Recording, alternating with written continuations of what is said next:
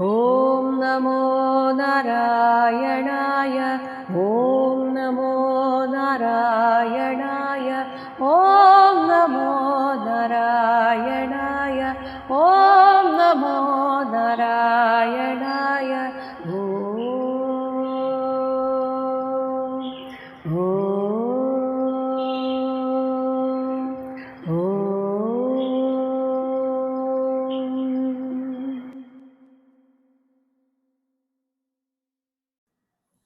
ഈ ലോകത്തിൽ നിന്നുള്ള ദുഃഖങ്ങൾക്ക് ഒരേ ഒരു പരിഹാരം ഭഗവാനിലുള്ള ദാസ്യഭക്തിയാണ്.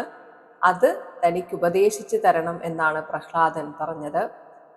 അങ്ങനെ ഉപദേശിച്ച് കഴിഞ്ഞാൽ പിന്നെ എന്ത് ചെയ്യും എന്ന് പറയുന്നു 18ാമത്തെ ശ്ലോകം. സഹ അഹം പ്രിയസ്യ സുഹൃദഃ പരദേവതായാഃ ലീലാകഥാഃ തവ നൃസിംഹ വിരിഞ്ചഗീതാഃ അഞ്ചഃ തിതർമ്മി അനുഗൃണൻ ഗുണവിപ്രമുക്തോ ദുർഗാണി തേ പദയുഗാലയ ഹംസസംഗഃ. ഹേ നൃസിംഹ, നരസിംഹമൂർത്തേ, സഹ അഹം, അങ്ങനെയുള്ള ഈ ഞാൻ, അതായത് ദാസ്യഭക്തി ഉപദേശിക്കപ്പെട്ടാൽ പിന്നീടുള്ള ഈ ഞാൻ, പ്രിയസ്യ, പ്രിയങ്കരനും, സുഹൃദഃ, ഹിതൈഷിയും, പരദേവതായാഃ, പരമാരാധ്യദേവനുമായ, തവ, അങ്ങയുടെ, വിരിഞ്ചഗീതാഃ, അങ്ങയെക്കുറിച്ച് ബ്രഹ്മാവ് ഗാനം ചെയ്ത അങ്ങയുടെ ലീലാകഥാഃ, ലീലാചരിതങ്ങളെ അനുഗൃണൻ, നിരന്തരം പ്രകീർത്തിച്ചുകൊണ്ട്, തേ, അങ്ങയുടെ പദയുഗാലയ ഹംസസംഗഃ, അങ്ങയുടെ പാദയുഗളം തങ്ങളുടെ വാസസ്ഥാനമാക്കിയിരിക്കുന്ന ഭക്തന്മാരായ ജ്ഞാനികളോട് സമ്പർക്കം പുലർത്തിയും, അങ്ങനെ വരുമ്പോൾ ഗുണവിപ്രമുക്തഃ, രാഗദ്വേഷാദി പ്രാകൃതിക ഗുണങ്ങളിൽ നിന്ന് തികച്ചും മുക്തനായി ഭവിച്ച്, അഞ്ചഃ, അനായാസേന, ദുർഗാണി, സംസാരക്ലേശങ്ങളാകുന്ന എല്ലാ കോട്ടകളെയും, തിതർമ്മി, തരണം ചെയ്യുന്നതാണ്. നൃസിംഹരൂപത്തിൽ പ്രത്യക്ഷീഭവിച്ച അങ്ങ് ഭക്തന്മാർക്ക് പ്രിയങ്കരനും അവരുടെ ഹിതം മാത്രം ആഗ്രഹിക്കുന്നവനും പരമാരാധ്യനുമാണ്. അങ്ങനെ അവിടുത്തെ അനുഗ്രഹം കൊണ്ട് എനിക്ക് ദാസ്യഭക്തി ഉണ്ടായാൽ ബ്രഹ്മാവിനാൽ രചിക്കപ്പെട്ട അങ്ങയുടെ എല്ലാ ലീലാചരിതങ്ങളും നിരന്തരം പ്രകീർത്തിക്കുന്നതാണ്. അങ്ങനെ വരുമ്പോൾ, അങ്ങനെ എൻ്റെ ഹൃദയം ശുദ്ധമാകുമ്പോൾ എനിക്ക് സത്സംഗം ലഭിക്കും. സത്സംഗത്തിലൂടെ നിസ്സംഗതയും ഉണ്ടാകുന്നതാണ്. അപ്പോഴാണ് സംസാര ക്ലേശങ്ങളൊന്നും എന്നെ ബാധിക്കാതിരിക്കുക. ഇനി ഭഗവത് ദാസ്യം തന്നെ എന്തിനാണ്? അതായത് അല്ലാതെയും നമുക്ക് പല രീതിയിലുള്ള പ്രതിവിധികൾ ഉണ്ടല്ലോ. ഇപ്പോൾ കുഞ്ഞുങ്ങളുടെ കാര്യത്തിൽ എപ്പോഴും അച്ഛനമ്മമാരുണ്ട്, അവരെ സംരക്ഷിക്കാൻ, അവരുടെ കാര്യങ്ങൾ നോക്കാൻ.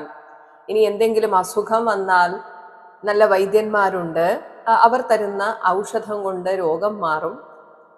ഇങ്ങനെയൊക്കെയുള്ള ഭൗതിക കാര്യങ്ങൾ നമുക്ക് പലപ്പോഴും രക്ഷക്കായിട്ടുണ്ടല്ലോ.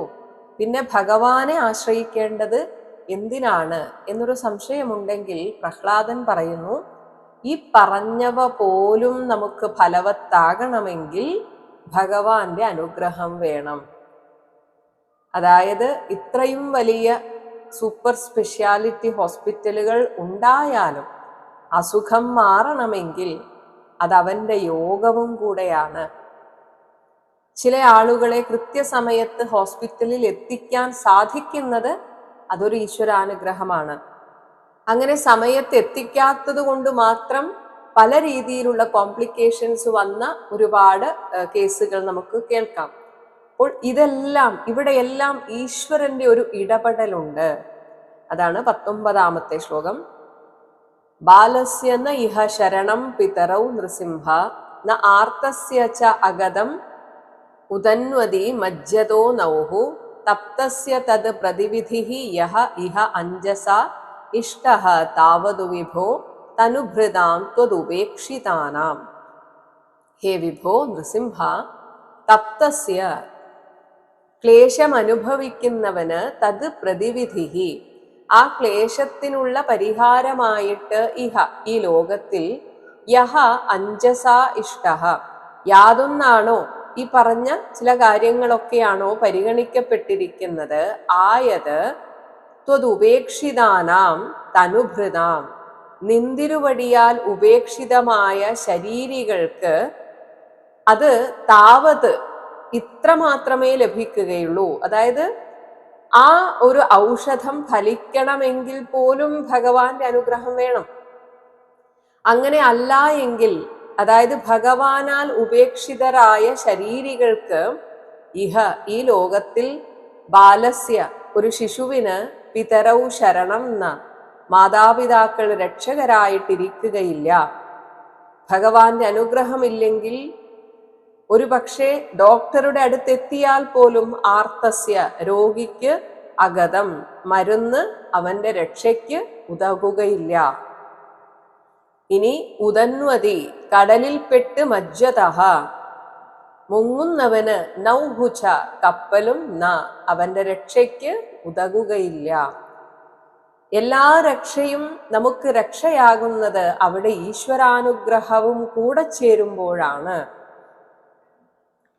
ഇനി ചില ആപദ്ഘട്ടങ്ങളിൽ നമുക്ക് രക്ഷകരായിട്ട് വരുന്നത് പ്രത്യക്ഷത്തിൽ ആ നാട്ടുകാരായിരിക്കാം, അല്ലെങ്കിൽ ഏതോ ഒരു അന്യൻ നമ്മെ രക്ഷിക്കുന്നുണ്ടാകാം. പക്ഷേ പ്രഹ്ലാദൻ പറയുന്നു, ഭഗവാനിൽ ശരണാഗതി അടയുന്നവർക്ക് അവർക്ക് രക്ഷയ്ക്കായി എത്തുന്നതും ഏത് രൂപത്തിലായാലും അത് ഭഗവാൻ തന്നെയാണ്. 20-ാമത്തെ ശ്ലോകം. യസ്മിൻ യതോ യർഹി യേന ച യസ്യ യസ്മാത് യസ്മൈ യഥാ യദുത യഹതു അപരഹ പരോ വാ ഭാവഃ കരോതി വികരോതി പൃഥക് സ്വഭാവ സഞ്ജോതിതഃ തദഖിലം ഭവതഃ സ്വരൂപം. പരഹവ മുമ്പ് ഉണ്ടായ, അതായത് നമുക്ക് പരിചയമുള്ള, ഉത അല്ലെങ്കിൽ അപരഹ പിമ്പുണ്ടായ, നമുക്ക് പരിചയമില്ല, അങ്ങനെ ഒരു വ്യക്തി, ഭാവഃ പൃഥക് സ്വഭാവഃ സത്വാദി ഗുണങ്ങളോട് വ്യത്യസ്ത പ്രകൃതികളോടുകൂടിയവനായിട്ട്. ഇനിയെല്ലാം ഒരു കടങ്കഥ പോലെ അല്ലെങ്കിൽ നമുക്കൊരു ടങ് ട്വിസ്റ്റ് പോലെയൊക്കെയാണ് പറയുന്നത്. യസ്മിൻ യാതൊരാശ്രയത്തിന്മേൽ, യതഃ യാതൊരു നിമിത്തത്താൽ, യർഹി യാതൊരവസരത്തിൽ, യേന യാതൊരു ഉപകരണത്താൽ അല്ലെങ്കിൽ യാതൊരു പ്രേരക കർത്താവിനാൽ. ഇതൊക്കെ പറയുന്നത് നമ്മൾ ഏതെങ്കിലും ഒരു ആപദ്ഘട്ടത്തിൽ പെട്ടുപോകുമ്പോൾ അയാൾ എന്നെ വന്ന് സഹായിച്ചു, അല്ലെങ്കിൽ ആ സമയത്ത് എനിക്ക് അങ്ങനെ തോന്നിയത് കൊണ്ട് ഞാൻ രക്ഷപ്പെട്ടു, ഇങ്ങനെയൊക്കെ പറയുന്നുണ്ടല്ലോ. അതാണ് ഈ പറയുന്ന യസ്മിൻ, യാതൊരാശ്രയത്തിന്മേൽ, യാതൊരു നിമിത്തത്താൽ, യാതൊരവസരത്തിൽ, യാതൊരാളാൽ, സഞ്ജോതിതഃ പ്രേരിതനായിട്ട്, യസ്യ ഏതെങ്കിലും ഒന്നിനെ സംബന്ധിച്ചതായ, യസ്മാത് ഏതോ ഒരാപത്തിൽ നിന്ന്, യസ്മൈ എന്തിനോ ഒന്നിനു വേണ്ടി, യത് യാതൊന്നിനെ, യഹതു ഏതോ ഒരാളായി ഭവിച്ച്, യഥാ യാതൊരു പ്രകാരത്തിൽ, കരോതി ഉണ്ടാക്കുകയും, വികരോതി അതിനെ രൂപാന്തരപ്പെടുത്തുകയും ചെയ്യുന്നുവോ, തദഖിലം അത് മുഴുവനും, ഭവതഃ സ്വരൂപം അങ്ങയുടെ സ്വരൂപമാകുന്നു. ഈ മായാലോകം അങ്ങയിൽ നിന്ന് ഉണ്ടായതാണ്. അതുകൊണ്ട് അതിൽ നിന്ന് മുക്തരാകുവാൻ അങ്ങയെ തന്നെയാണ് ആശ്രയം പ്രാപിക്കേണ്ടത്, അഭയമടയേണ്ടത്. അതാണ് 21-ാമത്തെ ശ്ലോകം. മായാമനസൃജതി കർമ്മമയം ബലീയഃ കാലേന ചോദിത ഗുണാനുമതേന പുംസഃ ഛന്ദോമയം യത് അജയാർപ്പിത ഷോഡശാരം സംസാരചക്രം അജാ കഹ അതിതരേത് ത്വതന്യഃ. ഹേ അജ, പുംസഃ അനുമതേന, ആ പരമപുരുഷന്റെ ഈക്ഷണ ശക്തി കൊണ്ടാണ് ഇവിടെ സൃഷ്ടി നടന്നത്. അങ്ങനെ ഈക്ഷണ ശക്തി വന്നപ്പോൾ കാലേന കാലത്താൽ, ചോദിത ഗുണാഹ ക്ഷോഭിപ്പിക്കപ്പെട്ട ഗുണങ്ങളോടുകൂടിയതായി തീർന്ന മായ, മൂലപ്രകൃതി കർമ്മമയം പ്രവർത്തന സ്വരൂപവും, ബലീയഃ അതിബലവത്തും, ഛന്ദോമയം വേദത്തിൽ പറഞ്ഞിരിക്കുന്നതായ വിധി നിഷേധങ്ങളാൽ, അതായത് ഇങ്ങനെ ചെയ്യണം, ഇങ്ങനെ ചെയ്യരുത്, ഇതിൽ വ്യാപൃതമായ മനഃ സൃജതി മനസ്സിനെ സൃഷ്ടിക്കുന്നു. പിന്നീട് ഈ മനസ്സ് പറയുന്നത് പോലെയാണ് നമ്മൾ അനുസരിച്ച് ജീവിക്കുന്നത്. എന്നാൽ അജയ അനാദിയായ ഈ അവിദ്യയാൽ അർപ്പിത ഷോഡശാരം ഏർപ്പെടുത്തപ്പെട്ട 16 ആരക്കാലുകളുള്ള യത് യാതൊരു മനോമയമായ സംസാരചക്രം, ഈ സംസാരചക്രത്തെ ത്വധന്യഃ അങ്ങയിൽ നിന്ന് വിട്ടു നിൽക്കുന്ന കഹ ഏതൊരാൾ അതിതരേത് അതിക്രമിക്കും. അങ്ങയിൽ മനസ്സുറപ്പിച്ച് നിർത്തുമ്പോൾ അങ്ങയുടെ അനുഗ്രഹത്താൽ സംഭവിക്കുന്ന ഒന്നാണ് മായാവിമുക്തി. അതാണ് നമ്മെ സംസാരത്തിൽ നിന്ന് മുക്തരാക്കുന്നത്. ഇവിടെ 16 ആരക്കാലുകളുള്ള ചക്രം എന്ന് പറഞ്ഞത് 11 ഇന്ദ്രിയങ്ങൾ, അതായത് 10 ഇന്ദ്രിയങ്ങളും മനസ്സും, അതാണ് 11. പിന്നെ 5 ഭൂത തന്മാത്രകളും കൂടി 16 വികാരങ്ങൾ. ഇങ്ങനെയുള്ള ആരക്കാലുകളിൽ ഉറച്ചു നിന്ന് കറങ്ങുന്ന സംസാര ചക്രം എന്നത് ഈ പ്രകൃതിയുടെ ഒരു സ്വരൂപമാണ്. അപ്പോൾ ഈ സംസാര ചക്രത്തിന്റെ വിഭ്രാന്തിയിൽ നിന്ന് മുക്തനാകാൻ ഭഗവാനിൽ ശരണാഗതി അടയണം. ഞങ്ങളെ പോലുള്ള ജീവൻ ഈ ലോകത്തിൽ വരുമ്പോൾ സത്വരജസ് തമോ ഗുണങ്ങളാകുന്ന ആ പ്രകൃതി ഗുണങ്ങളുടെ ഒരു മിശ്രിതമാണ്. എന്നാൽ അങ്ങ് പൂർണ്ണ സത്വസ്വരൂപമായതിനാൽ അങ്ങ് ഇതിൽ നിന്നെല്ലാം മുക്തനാണ്. അങ്ങനെ മുക്തനായ ഒരാൾക്ക് മാത്രമേ മറ്റുള്ളവരെയും രക്ഷിക്കാൻ സാധിക്കുകയുള്ളൂ. 22-ാമത്തെ ശ്ലോകം. സത്വം ഹി നിത്യവിജിതാത്മഗുണഃ സ്വധാംന കാലോ വശീകൃത വിസൃജ്യ വിസർഗശക്തി ചക്രേ വിസൃഷ്ടം അജയ ഈശ്വര ഷോഡശ ആരേ നിഷ്പീഡ്യമാനം ഉപകർഷ വിഭോ പ്രപന്നം. അല്ലയോ ഈശ്വര വിഭോ, സ്വധാംന സ്വചൈതന്യമാകുന്ന ചിച്ഛക്തിയാൽ നിത്യവിജിതാത്മഗുണഃ ആത്യന്തികമായി ജയിക്കപ്പെട്ട ബുദ്ധിയുടെ സമസ്ത ധർമ്മങ്ങളോടുകൂടിയവനും വശീകൃത വിസൃജ്യ വിസർഗശക്തി സ്വായത്തമാക്കപ്പെട്ട സാധ്യസാധനങ്ങളുടെ ശക്തിയോടുകൂടിയ കാലഹാഹി അങ്ങ് കാലസ്വരൂപനാണല്ലോ.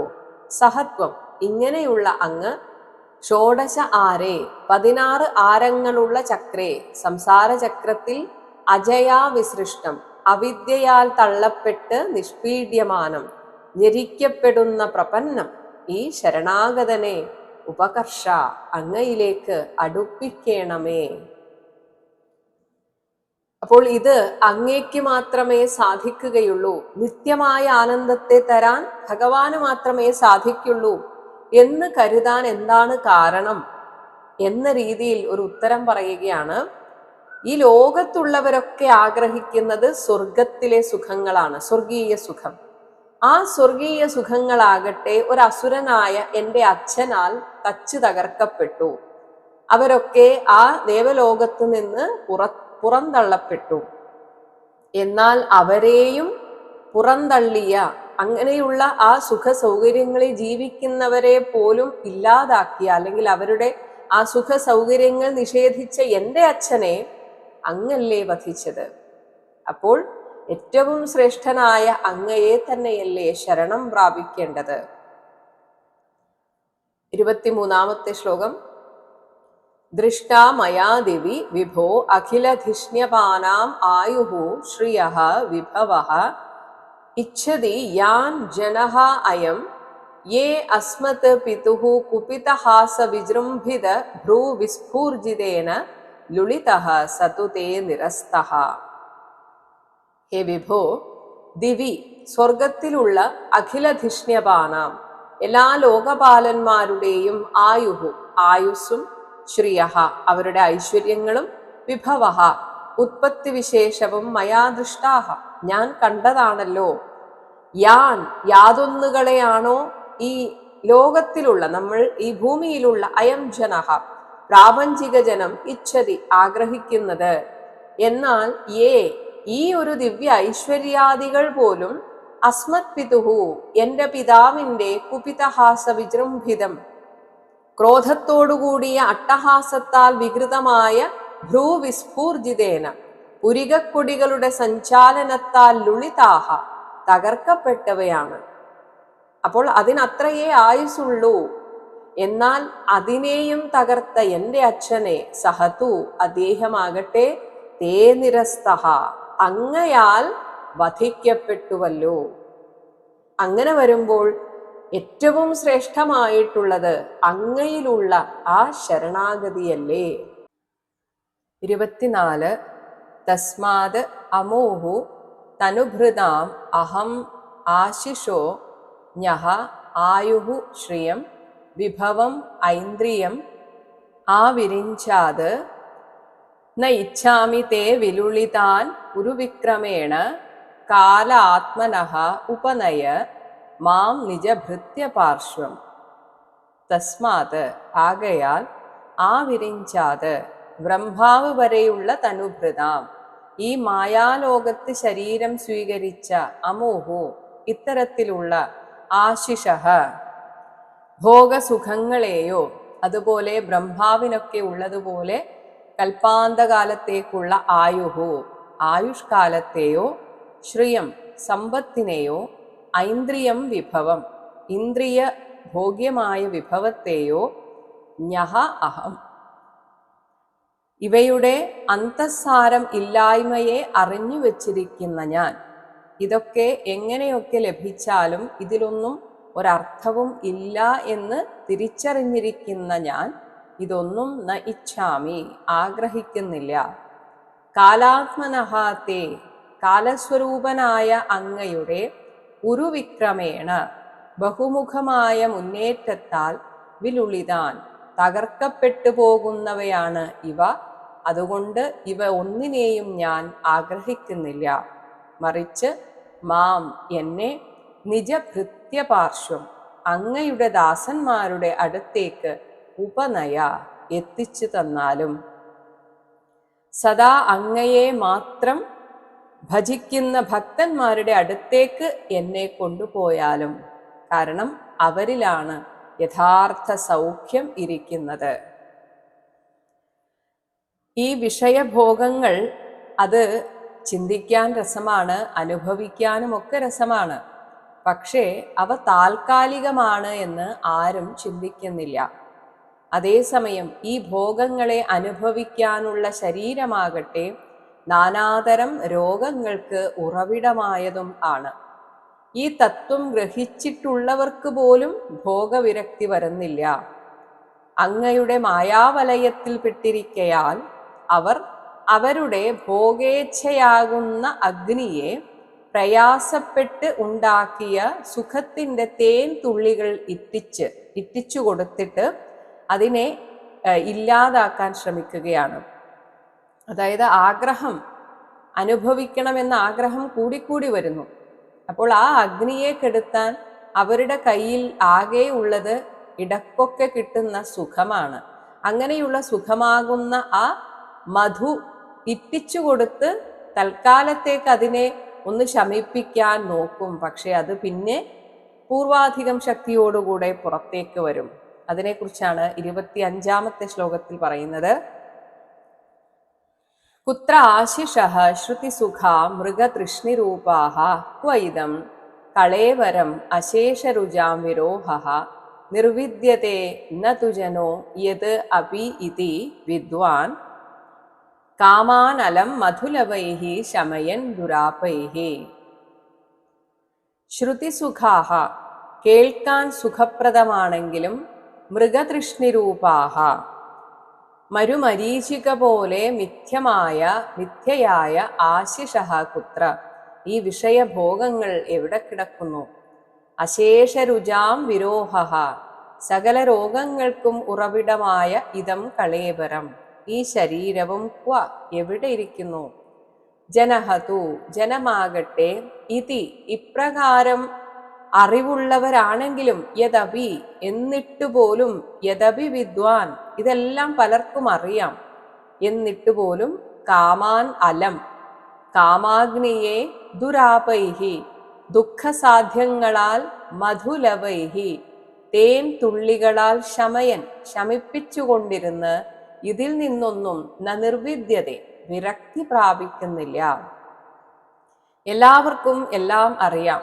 കാരണം ചുറ്റിലും നിരീക്ഷിച്ചു കൊണ്ടിരിക്കുന്നവർക്കറിയാം ഈ ലോകത്തൊന്നും ശാശ്വതമല്ല. പക്ഷെ എന്നാലും തനിക്ക് ഈ സുഖം കുറെ നാൾ കിട്ടുമെന്നാണ് ഓരോരുത്തരും പ്രതീക്ഷിക്കുന്നത്. ഇനി ബ്രഹ്മാവിന് പോലും കിട്ടാത്ത ആ സൗഭാഗ്യം തനിക്ക് കിട്ടിയതിനെ കുറിച്ച്, അങ്ങനെ തരാൻ മനസ്സ് കാണിച്ച ഭഗവാന്റെ കാരുണ്യത്തെക്കുറിച്ചാണ് ഇനി സ്തുതിക്കുന്നത്. 26-ാമത്തെ ശ്ലോകം. ക്വ അഹം രജപ്രഭവ ഈശാ തമഹ അധികേ അസ്മിൻ ജാതസുര ഇതരകുലേ ക്വ തവ അനുകമ്പ ന ബ്രഹ്മണോ ന തു ഭവസ്യ ന വൈ രമായ യന്മേ അർപ്പിതഃ ശിരസി പദ്മകരഃ പ്രസാദഃ. ഈശ, അല്ലയോ ഭഗവാനെ, രജപ്രഭവേ, രജോ ഗുണത്തിൽ നിന്ന് ഉദ്ഭവിച്ചതും തമോ അധികെ, തമോ ഗുണം പെരുകിയതുമായ അസ്മിൻ, ഈ സുര ഇതരകുലേ, അസുരന്മാരുടെ വംശത്തിൽ ജാതഃ, ജനിച്ച അഹം ക്വ, ഈ ഞാൻ എവിടെ കിടക്കുന്നു, തവ അനുകമ്പാ ക്വ, അങ്ങയുടെ ആ മഹത്തായ കാരുണ്യം അത് എത്ര ഉന്നതിയിലുള്ളതാണ്. യത്, യാതൊരു കാരുണ്യം കൊണ്ട്, പ്രസാദഃ, പ്രസാദസ്വരൂപമായ അങ്ങയുടെ പദ്മകരഃ, ആ കരകമലം, മേ ശിരസി അർപ്പിതഃ, എൻ്റെ ശിരസിലാണല്ലോ അർപ്പിക്കപ്പെട്ടത്. അതേസമയം ഈ സൗഭാഗ്യം ബ്രഹ്മണഃ ന, ബ്രഹ്മാവിന് കിട്ടിയില്ല, ഭവസ്യതു ന, ശ്രീരുദ്രനും കിട്ടിയില്ല. എന്തിന്? അങ്ങയുടെ പത്നിയായ രമായാഹ വൈന, ലക്ഷ്മീദേവിക്ക് പോലും ഈ ഭാഗ്യം കിട്ടിയില്ലല്ലോ.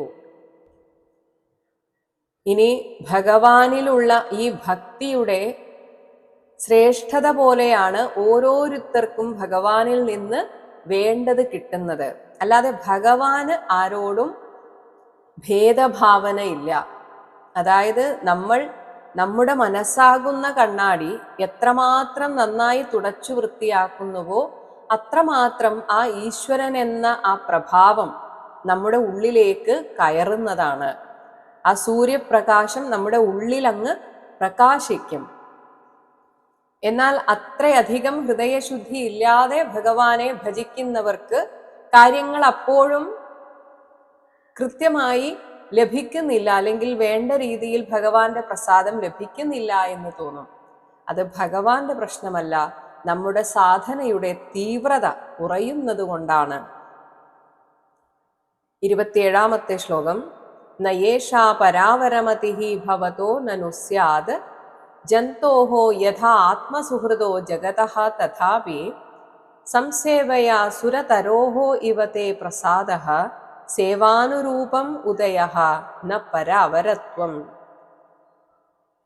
ജഗതഃ ആത്മസുഹൃദഃ, ഈ ലോകത്തിന്റെ ആത്മാവും സുഹൃത്തുമായ ഭവതഃ, അങ്ങയ്ക്ക് ജന്തോഹോ യഥ, ഈ സാധാരണ ലോകത്തിലെ ജനങ്ങൾക്കുണ്ടാകുന്നത് പോലെ, ഏഷാ പരാവരമതിഹി, ഈ ഉച്ചനീച ഭേദ വിചാരം നനു ന സ്യാത്, ഒരിക്കലും ഉണ്ടായിരിക്കുകയില്ല. തഥാപി, എന്നിരിക്കലും, തേ പ്രസാദഃ, അങ്ങയുടെ കൃപാപ്രസാദം, സുരതരോഹോ ഇവ, കൽപ്പവൃക്ഷത്തിന്റെ എന്നതുപോലെ, സംസേവയ, ശുദ്ധമായ സേവനം കൊണ്ട് മാത്രം ഭവിക്കുന്നു. സേവാനുരൂപം, സേവനത്തിന്റെ താരതമ്യമനുസരിച്ച്, ഉദയഃ, ഫലോദയം ഉണ്ടാകുന്നു. അതിന് ഭഗവാന്റെ പരാവരത്വം, ഉച്ചനീചത്വം ന കാരണമാകുന്നില്ല. ഒരാൾ എത്രത്തോളം ഹൃദയശുദ്ധിയോടുകൂടി ഭഗവാനെ ഭജിക്കുന്നുവോ അത്രത്തോളം ഭഗവാന്റെ പ്രസാദം അയാളിൽ നിറയുകയാണ്. മാത്രമല്ല, അത് ഒഴുകിപ്പോവാതിരിക്കാൻ മാത്രം ഹൃദയം അത്രയും ഭഗവാനിൽ മാത്രം കേന്ദ്രീകരിച്ചിരിക്കുന്നു. മറ്റു വിഷയങ്ങളിലേക്ക് അയാളുടെ ശ്രദ്ധ പോകാത്തത് കൊണ്ട് അത് അങ്ങനെ അങ്ങ് ഒഴുകിപ്പോകുന്നില്ല. അതായത് ഒരു അരിപ്പ പോലെയുള്ള പാത്രമല്ല അത്. യഥാർത്ഥ ഭക്തന്റെ ഹൃദയം എന്നത് നല്ല സ്ഫടിക പാത്രം പോലെയാണ്. എന്നാൽ ഈ സാധനയുടെ ബലം കുറയുന്നവർക്ക്, അല്ലെങ്കിൽ ലോകത്തിലുള്ള ആശകൾ അപ്പോഴുമുണ്ട്, അതിൻ്റെ ഇടയിൽ ഭഗവാനോടും ഒരിഷ്ടമുണ്ട് എന്നാണെങ്കിൽ അതൊരു തരത്തിൽ ഒരു അരിപ്പ പോലെയാണ്. മാത്രമല്ല അത്ര ശുദ്ധവുമല്ല. അവരിലും ഭഗവാൻ കൃപ ചൊരിയുന്നുണ്ടെങ്കിലും അത് എവിടെയും എത്താതെ പോകുന്നു. കാരണം അവരുടെ ആ സാധന അത്രയും ശുദ്ധമല്ലാത്തത് കൊണ്ട് മാത്രമാണ്. അല്ലാതെ ഭഗവാൻ എല്ലാവരിലും ഒരേപോലെ കാരുണ്യം ചൊരിയുന്നു. ഇനി പ്രഹ്ലാദൻ സ്വയം അനുസ്മരിക്കുന്നത്, ഞാനും ഈ സംസാരമാകുന്ന പാഴ്ക്കിണറ്റിലായിരുന്നു ജീവിക്കേണ്ടിയിരുന്നത്, വളരേണ്ടിയിരുന്നത്. പക്ഷേ അങ്ങയുടെ ഭക്തനായിട്ടുള്ള നാരദ മഹർഷിയാണ് എന്നെ ജനിക്കുന്നതിന് മുൻപേ തന്നെ ഈ സംസാരത്തിൽ നിന്ന് പിടിച്ചു കയറ്റിയത്. അപ്പോൾ പിന്നെ ഇനിയും അത്തരത്തിലുള്ള സത്സംഗം തന്നെയാണ് ഞാൻ ആഗ്രഹിക്കുന്നത് എന്ന് പ്രഹ്ലാദൻ പറയുകയാണ്. 28-ാമത്തെ ശ്ലോകം. ഏവം ജനം നിപതിതം പ്രഭവ അഹികൂപേ കാമ അഭികാമം അനു യഹ പ്രപതൻ പ്രസംഗാത് കൃത്വാ ആത്മസാത് സുരർഷിണ ഭഗവൻ ഗൃഹീതഃ സഹ അഹം കഥം നു വിസൃജേ തവ ഭൃത്യസേവാം. ഏവം ഇപ്രകാരം പ്രഭവ അഹികൂപേ ജന്മദുഃഖമാകുന്ന സർപ്പത്തിൻ്റെ വാസസ്ഥാനമായ സംസാര കിണറിൽ, സംസാരകൂപത്തിൽ നിപതിച്ചവരും കാമാഭികാമം ഭോഗങ്ങളെ മേൽക്കുമേൽ ആശിക്കുന്നവരുമായ ജനം അനു പ്രാകൃത ജനത്തെ പിന്തുടർന്ന് പ്രസംഗാത് അവരുമായുള്ള സംസർഗത്താൽ പ്രപതൻ ഇതേ സംസാര കിണറ്റിൽ തന്നെ വീണ്ടും വീണ്ടും ചാടി വീഴുന്ന യഹ യാതൊരുത്തനാണോ. അതായത് പ്രഹ്ലാദൻ തൻ്റെ പൂർവജന്മം കൂടി ചിന്തിച്ചിട്ടാണ് പറയുന്നത്. ഒരുപക്ഷെ കഴിഞ്ഞ ജന്മത്തിലൊക്കെ ഞാൻ ഭഗവാനെ മറന്ന് ഈ സംസാര അന്ധകാരത്തിലായി നിന്നിരിക്കണം. പക്ഷേ എന്തോ ഒരു കാരുണ്യം കൊണ്ട് ഈ ജന്മത്തിൽ തുടക്കത്തിൽ തന്നെ സുരർഷിണ ദേവഋഷിയാൽ ഞാൻ സ്വന്തമാക്കപ്പെട്ടു. ആത്മസാത് കൃത്വ അദ്ദേഹത്തിൻ്റെ വാത്സല്യം എനിക്ക് നൽകപ്പെട്ടു. അങ്ങനെ ഗൃഹീതഃ അനുഗ്രഹിക്കപ്പെട്ടിരുന്ന ഈ ഞാൻ, സഹ അഹം അങ്ങനെയുള്ള ഈ ഞാൻ, ഏ ഭഗവാനെ തവ ഭൃത്യസേവാം അങ്ങയുടെ യഥാർത്ഥ ഭക്തരുടെ ആ സേവയെ കഥം നു വിസൃജേ എങ്ങനെ ഉപേക്ഷിക്കും. സത്സംഗത്തിൻ്റെ മഹത്വം എൻ്റെ ജീവിത അനുഭവത്തിൽ നിന്ന് വ്യക്തമായ ഒരാളാണ് ഞാൻ. അങ്ങനെയുള്ള ഈ ഞാൻ വീണ്ടും ഈ സംസാരത്തിലേക്ക് പോകുന്നതെങ്ങനെ? ഭഗവാന്റെ ഭക്തരുമായുള്ള ദാസ്യം, ആ ഒരു സത്സംഗം മാത്രമേ ഞാൻ ആഗ്രഹിക്കുന്നുള്ളൂ. ഇവിടെ ഒരേ സമയം ഭഗവാൻ തൻ്റെ എല്ലാ ഭക്തന്മാർക്കും കൊടുത്ത വാക്കിനെ സത്യമാക്കി തീർത്തു എന്ന് പറയുകയാണ്. 29-ാമത്തെ ശ്ലോകം. മത് പ്രാണരക്ഷണം അനന്ത പിതുഹു വധഃ ച മന്യേ സ്വഭൃത്യ ഋഷിവാക്യം ഋതം വിധാതും ഖഡ്ഗം പ്രഗൃഹ്യ യത് അവോചത് അസദ് വിധിത്സു ത്വാം ഈശ്വരഃ മത് അപരഃ അവതു കം ഹരാമി. ഹേ അനന്ത ശാശ്വതമൂർത്തെ, മത് പ്രാണരക്ഷണം എൻ്റെ ജീവന്റെ സംരക്ഷണവും പിതുഹു വധഃ ച എൻ്റെ അച്ഛൻ്റെ വധവും സ്വഭൃത്യ ഋഷിവാക്യം അവിടുത്തെ ഭൃത്യന്മാരായ ഋഷിമാരുടെ വചനത്തെ, അതായത് സനകാദി മഹർഷിമാർ ആ ജയവിജയന്മാരെ അനുഗ്രഹിച്ചിരുന്നു. അപ്പോൾ ആ വാക്ക് സത്യമാക്കി തീർക്കണം. അതുപോലെ ദേവർഷിയായ നാരദ മഹർഷി പറഞ്ഞിരുന്നു, എന്തിനും ഭഗവാനാണ് ആശ്രയം. അതുപോലെ ബ്രഹ്മദേവൻ കൊടുത്ത അനുഗ്രഹം, ഇതെല്ലാം ഋതം വിധാതും സത്യമാക്കി തീർക്കുവാനായിരുന്നു എന്ന് ഞാൻ മന്യേ വിചാരിക്കുന്നു. യത് എന്തെന്നാൽ അസത് അന്യായമായതിനെ വിധിത്സുഹു ചെയ്യുവാൻ ഒരുങ്ങിക്കൊണ്ട് ഖഡ്ഗം പ്രഗൃഹ്യ വാൾ കയ്യിലെടുത്ത് എൻ്റെ അച്ഛൻ അവോചത് ഇങ്ങനെ എന്നോട് പറഞ്ഞിരുന്നു, മത് അപരഹ എന്നിൽ നിന്നും അന്യനായ ഈശ്വരഹ ഈശ്വരനുണ്ടെങ്കിൽ ത്വാമവതു നിന്നെ വന്ന് രക്ഷിക്കട്ടെ, ഇതാ ഞാൻ നിന്റെ തല കം ഹരാമി തല വെട്ടിയെടുക്കുന്നു എന്ന് അട്ടഹാസം കൊടുത്ത ആ അച്ഛൻ്റെ അഹങ്കാരത്തെ ഇല്ലാതാക്കാനായിട്ട് യഥാർത്ഥ ഈശ്വരമൂർത്തിയായ അങ്ങ് അവതരിച്ചുവല്ലോ. ഇങ്ങനെ ഒരേ സമയം അങ്ങയുടെ ഭൃത്യന്മാർ അവരുടെ ആ ഋഷിവാക്യമായിട്ട് ശാപമായിട്ട് പറഞ്ഞതും അനുഗ്രഹമായിട്ട് പറഞ്ഞതും എല്ലാം സത്യമാക്കി തീർക്കുവാനാണല്ലോ അങ്ങ് അവതരിച്ചത്. ഹരേ രാമ ഹരേ രാമ ഹരേ രാമ രാമ ഹരേ കൃഷ്ണ ഹരേ കൃഷ്ണ കൃഷ്ണ ഹരേ രാമ ഹരേ രാമ രാമ ഹരേ കൃഷ്ണ കൃഷ്ണ ഹരേ രാമ ഹരേ കൃഷ്ണ ഹരേ രാമ ഹരേ കൃഷ്ണ കൃഷ്ണ